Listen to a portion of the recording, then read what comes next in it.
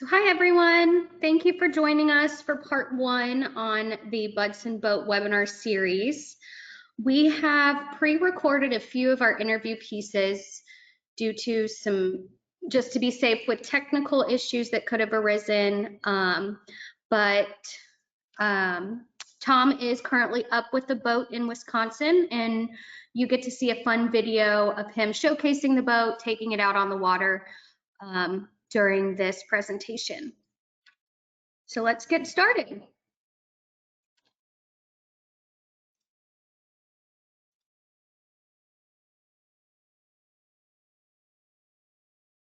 Hi everyone, and welcome to part one on our three-part series on the Budsin Boat Project. Today's webinar is an interview with boat manufacturer Tom Hesselink, owner of Budsin. My name is Brooke Kahn, VP of Marketing at Keystone Brothers. Today's webinar is sponsored by Keystone Brothers. Started in 1868 selling saddles, whips, and lashes on the streets of San Francisco, Keystone Brothers has now grown to one of North America's leading national suppliers and innovators of fabrics, vinyls, leathers, and textiles to multiple markets, including automotive, awning, marine upholstery and fabrication, fitness industries, and furniture upholstery supplies. Keystone Outdoor is our division dedicated to providing not only innovative constructions and designs, but tried and true products for the awning and shade, marine, and outdoor seating markets. Keystone Brothers has more than 250 employees in 19 warehouses across the U.S.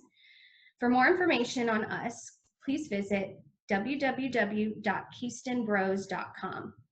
So today we've prepared some questions for Tom. However, you'll have the opportunity to submit your own questions to Tom and myself by typing them into the questions box in the control panel. You may send your questions at any time during the presentation. We will collect these and address them at the end. A recording of today's session will also be emailed out in a follow-up email tomorrow. So with this, I would like to now introduce Tom and begin today's interview. So how are you today, Tom? Just fine. So to get us started, talk to us a little bit about an electric boat.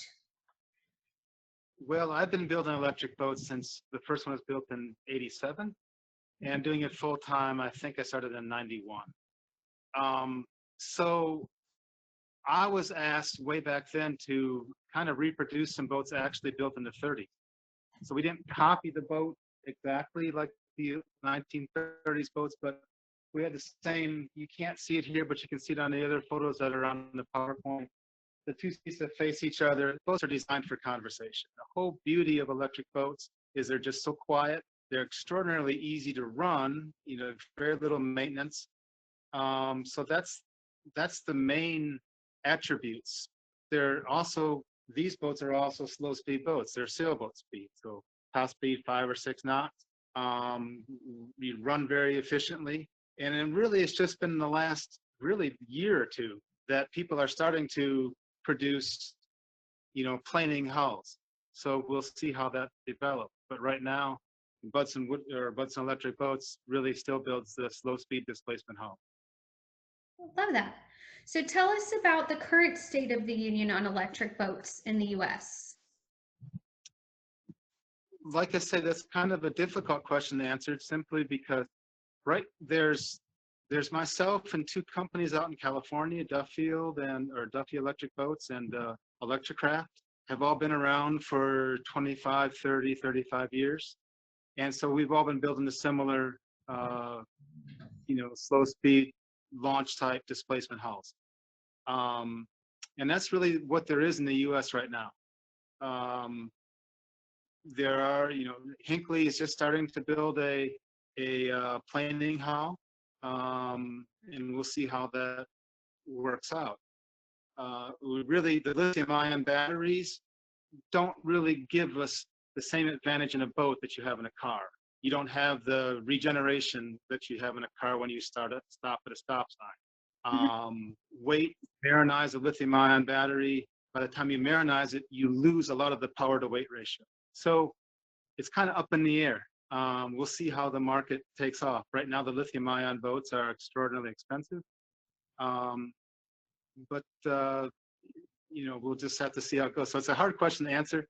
You Yeah, know, we've maintained a fairly steady for the last 20 years. You know, our boats have been a fairly steady amount of sales. I think Duffy has as well.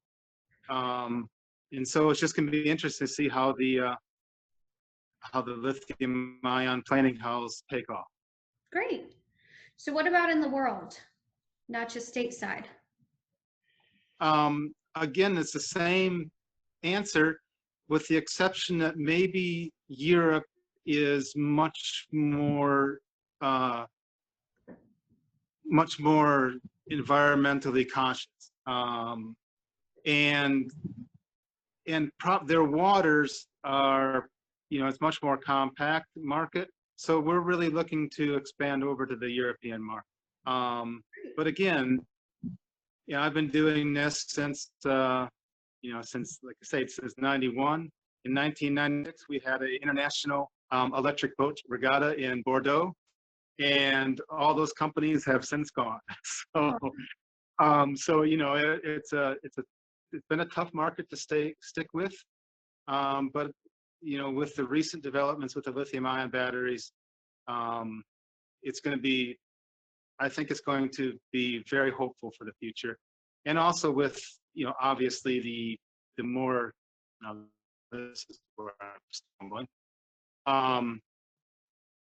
you know, more concern about global warming and climate change, and the more regulations. Right now, we saw a lot of boats to restricted lakes, but they're restricted mainly for noise reasons. But there's going to be more and more areas that are restricted for pollution reasons. So with that, what would be, that sounds like more of a benefit for customers. What are some barriers that a customer diving into electric boats might have? The first thing probably is just that, other than the displacement hull companies like myself and a few others, everybody's new. So it's going to be, you know, how far can you trust this company to stick around? You know, Right. that's one concern. At least it's a concern, you know, that I would think people would worry about.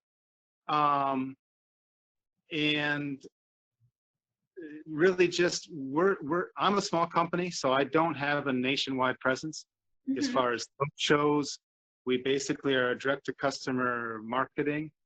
So it's really just awareness of that they're out here. And that's really the main thing, is just getting the displacement hulls, letting people know about them, and seeing how if the price point will come down for the planing hull. Great. So kind of shifting gears, your Budsin Boats has a very distinct look and brand image. Can you describe it for me? Well, we're the only company that builds a wooden hull. We still build with wood. So you can kind of see here, this boat here, we wish it had the last coat of varnish on. We just sanded it. So it's dull, but it will be nice and obviously gloss when we're done. But that's my main point. So we sell both the quality craftsmanship and the quietness. So it's a very unique product. And so that's my brand. They're traditionally, you know, styled, so we don't go really crazy with, you know, exotic, or not exotic, but colorful fabrics and that kind of thing. So, you know, we basically, everything is built to order. And so we work with the customer, you know, right through the whole process. Most of the boats are built in mahogany. Sometimes we'll do special orders for a teak hull. Obviously, is quite common. If they want to match, if it's used for a yacht tender, we'll match some of the styling details that the mother ship has. But we're fairly flexible as far as, you know, they're all special built. So that's our biggest thing. Unique. Each one has its own uniqueness, yet tradition. That's right. So a lot of our audience today are marine fabricators. can you advise kind of what's traditional or normal canvas work that you've had done on your vessels in the past, and maybe anything also that could see them working on in the future? Well, because our boats are traditionally styled, we don't have bimini tops. It just looks out of place. So, you know, we do the canvas canopies, and we've had some requests for enclosures or for windows, and that's one of my hurdles I need to try to address, is how we can get an enclosure that still fits the look of the boat. Mm-hmm. I don't know if that answers what you were asking. It does. It does. That's my hurdle that I'm really looking forward to, is trying to figure out a way to, especially in the larger boats. These little boats are pretty much going to be hard to weather tight. But the larger boats, we're looking to find some drape down curtains that will, you know, protect them from the rain, that kind of thing. Awesome. Well, last year you let 3 fabricators make over a 15-foot lightning bug. First, thank you for allowing your boats to be used. But why did you agree to allow MFA to use your boat? And did you have any apprehensions? Well, no apprehensions, obviously. You know, we've been doing the same boats for 25, 30 years. And so I thought it'd be a fantastic opportunity for someone just to give a fresh look at it, come up with some different ideas. And so I was really looking forward to seeing what they came up with. As it turns out, they didn't come up with anything shocking, which made me feel a little bit better that, hey, maybe we've been doing it right all along. But, you know, I was really looking forward to see what they came up with. Yeah. So I had no apprehensions to let them go at it at all. Yeah, and you let them have all the design ability. Were you nervous at first? Not really. I mean, I didn't have anything to lose. I mean, they were doing this to showcase, you know, their skills and their products. I was really looking forward to checking out the Horizon, the new Sunbrella Horizon fabrics, because we have a fairly high-end customer, and some people have asked for leather cushions. And of course, leather works if you keep the boat in the boathouse and don't let it get rained on. But, you know, this is a boat. So with the Horizon being supposedly being a fairly good imitation of leather, I really wanted to see what it was going to turn out like. So I was really glad to see that they were going to try to use the Horizon product. Love it. And you didn't see the finished job until the actual conference. Were you That's on right. needles waiting? Excuse me? Were you on pins and needles waiting to see the results? Well, yeah, Derek, the person that arranged this whole thing, would send some spoof stuff, you know, orange and pink, and I didn't really think that he would maybe do that, but it was fun. It was fun, and it was just great. I thought they did a fantastic job with the new colors, and yeah, so I was really looking forward to see what they come up with. So compared to your traditional brand image, I know you said earlier that they didn't do anything too out of the box, but did the final makeover results keep consistent with your traditional feel? Yeah, I think so. You know, for the most part, our fabrics have always been mainly forest green and captain's navy, and that probably makes up 75%. Those two colors make up 75% of our fabric colors. But recently we had a couple of gray cushions ordered. So gray is not the first thing I would think of when I wanted to go to a traditional fabric. But so when they came back with the seat cushions, I thought, okay, this is maybe it's something we need to look more into. Yeah. So because we had gray seat cushions, and the canopy they had done in a maroon color. So that was pretty much fitting with a nice classic color that we've used in the past as well. Love that. Any other thoughts before we open up for questions? No, I don't think so. Not that I can think of right off the bat.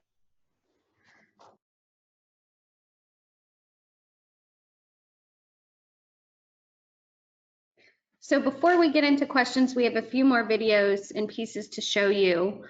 This just details some traditional pictures of what the Budsin electrical boats look like, where you have the water taxi versions, the canopy hatches, and just some great photography for you to get an idea of what the look is in general.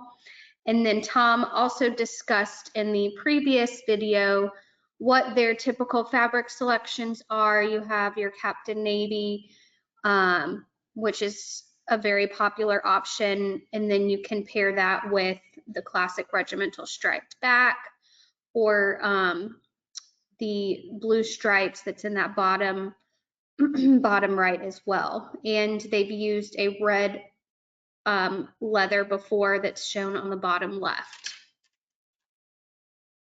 And so now we're going to view the actual boat and Tom up in Wisconsin.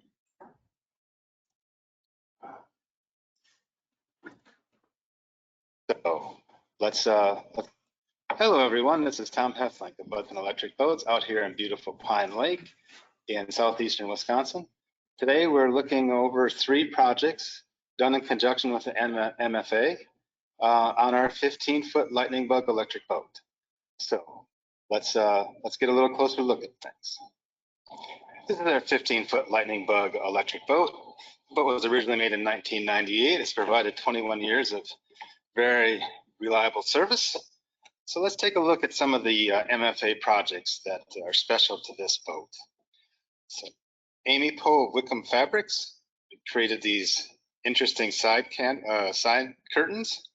Jeff Viemeyer of Alameda Canvas made the canopy top, and Mike Charpentier of Paul's Custom Canvas sewed up the cushions and also made a beautiful trailering cover, which obviously we can't show here, but hopefully you will see that in the other portion of the presentation. All right, so inside the boat, this is the cushions are 2-piece. There's a separate back built over foam, and the bottom cushion, I'm not sure what the back cushions actually are. Hopefully someone can fill you in. But the bottom cushions are of the new Sunbrella Horizon fabric. And they made a nice little detail here of putting the Life-Protect mesh on the bottom so that when you sit on the cushion, obviously it just poofs the air back out and doesn't come up a room. So that's a very nice feature. And to access the storage in this boat, you just simply flip these seat backs down. You can't see it from this angle, but there's a big storage area up here for the life jackets and an emergency paddle and cooler or whatever else. A couple of kids if you get it unruly. So that's that. And then here are the side curtains. Apologies to Amy. They were shipped up to Wisconsin. Obviously, we did not bring an iron. So I apologize, but I'm sure you can see that, you know, just a little bit more care. They have a very unique and beautiful. Stop that.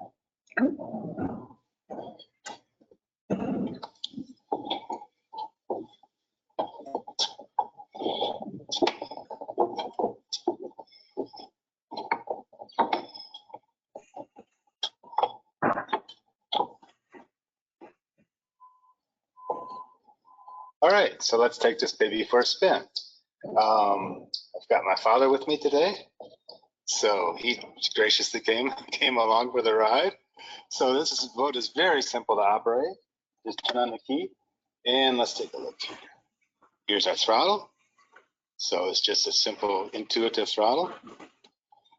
Hopefully you can hear the boat maybe. It doesn't have much noise, which is the whole idea. Our tiller.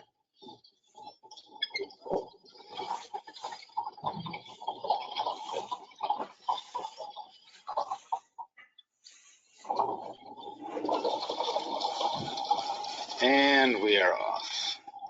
I gotta admit, these curtains have a unique glare. So this is new to us, obviously, but it's It's a fun project. It's fun to tool around in this thing.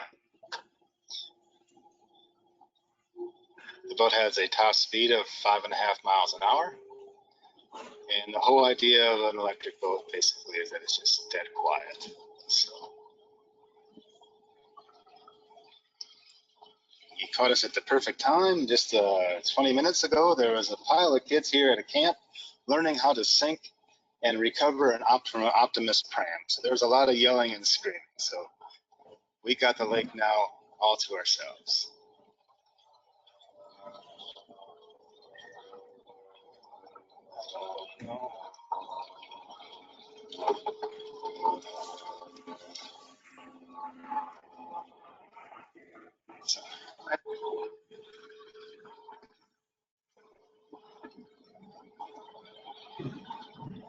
So thank you very much to the three contractors that did this beautiful work for us.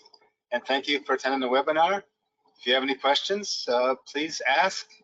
We'll be glad to answer them best we can. Otherwise, we're having a fantastic time out here on this beautiful day. Thank you, folks.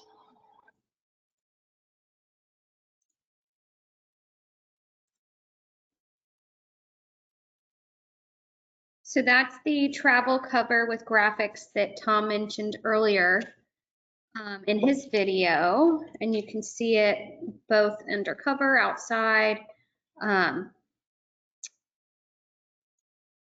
it looks great. And so now, if anyone has any questions, feel free to submit them into the control panel.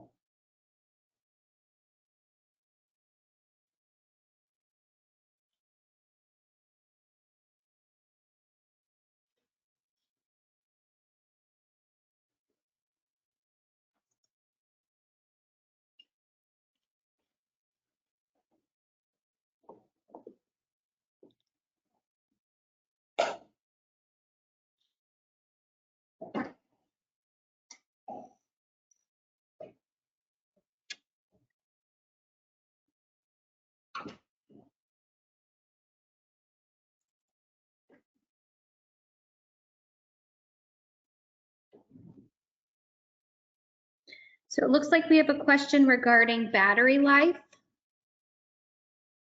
How long does a charge last? And then how long does it take to charge it? Okay, well, that's obviously probably the most common question for us. We have, this boat is set up with just one bank of batteries. It's a pair of Group 31, lead acid AGM batteries. It'll run the boat for 3.5 to 4 hours at pretty much full speed. And on smaller lakes, that's just fine. No one really goes out for longer than that. But if they are on a larger lake, then we'll put in some reserve batteries, which will give you another couple hours of running time. So that's on our 15-foot boat. On our 19-foot boats that were set up for commercial service, those are designed to run for at least 8 hours full speed. So we have played with lithium-ion batteries, but for the most part, because our boats are displacement hulls, the big advantage of lithium-ion was to make the boat lighter, to get it up on top of a mothership when it was used as a yacht tender, not necessarily for longer running time. But we can also use them to get longer running time if we need. And then to charge it up, the basic answer is overnight. The more technical answer is, it gets about 90% of its charge back in the same amount of time you've run it.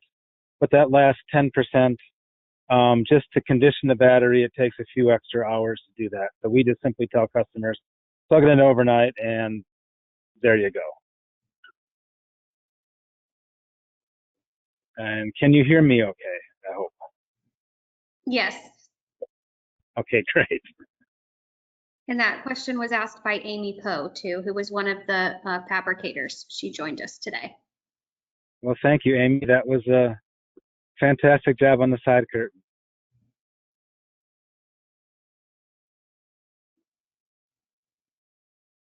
And just a reminder, all of the videos that we showed today, including the PowerPoint presentation, will all be sent to you after the end of this webinar, so you can access it anytime.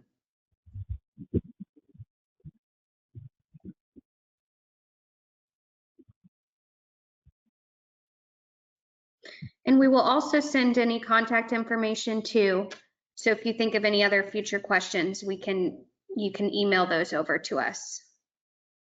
We have another question from Mike Wienski, and I apologize if I mispronounce your last name. How long does it take to manufacture a boat?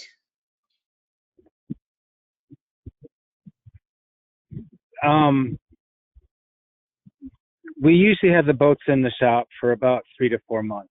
Doesn't really necessarily take that long to manufacture it, but they are all custom made, and we're building 3 or 4 at a time typically.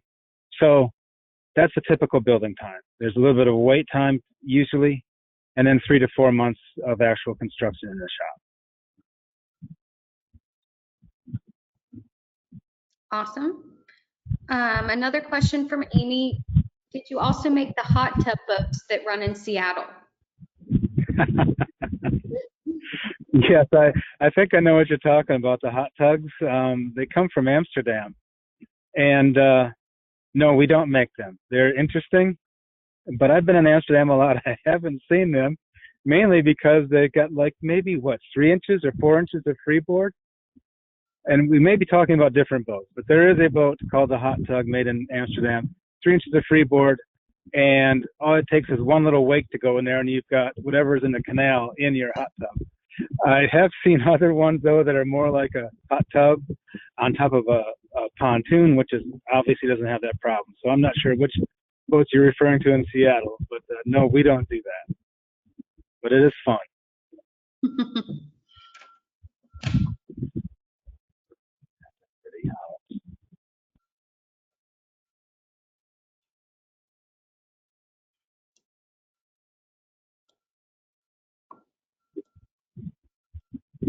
Leave a few more minutes for questions.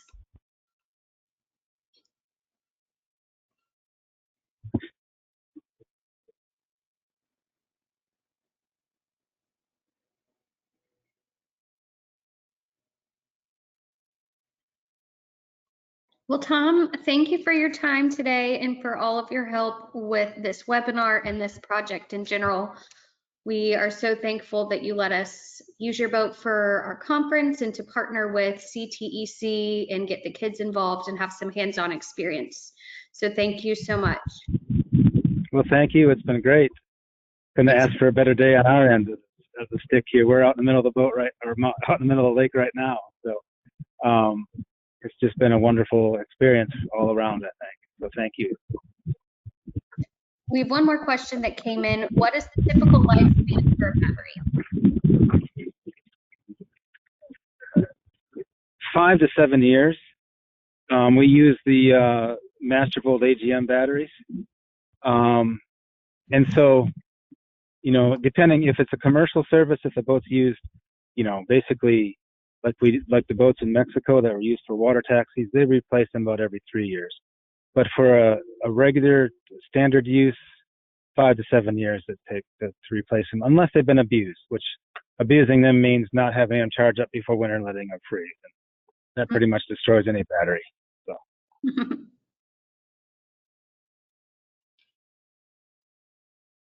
Well, thank you to all our attendees today. If you do have any other questions, please submit them to us and we'll be happy to answer them. And don't forget to join us next week for our part 2 webinar with Dr. Thomas, who is the principal of CTEC. We will be discussing how they got the kids involved with this project, how the fabricators worked with them to give them some hands-on experience with the marine fabrication world. So please join us same time next week. Thank you, guys.